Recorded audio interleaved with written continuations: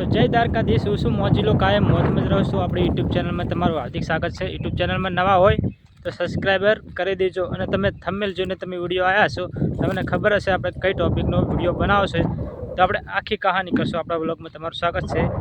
તો આપણે પરચાની વાત કરીએ રમાપીરના, બરાબર. તમને ટોપિક ઈર્યું છે રમાપીરનો પરચો. તો આપણે એક દિવસ એવું હતો કે આપણે કંપનીમાં જતા હતા કોમે, બરાબર. હાલ પવન આવે એટલે થોડો વાયરો આવે એટલે થોડુંક અવાજમાં ફેર પડશે.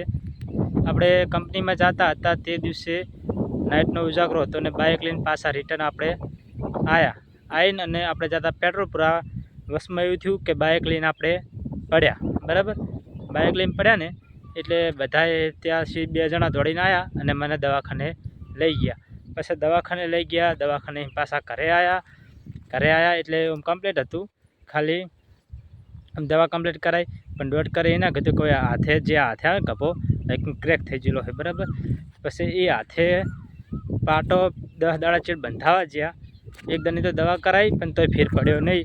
પછી પાટો બોધાવા ગયા, પાટો બોધાઈને એવું કીધું દોઢ કરે કે 30 દિવસ કે તમારે આ પાટો રાખવો પડશે. પણ આપણે 30 દિવસ રાખ્યો નહોતો, કારણ કે આપણે રોમાપીરની મંડળી રમવા જઈએ છીએ.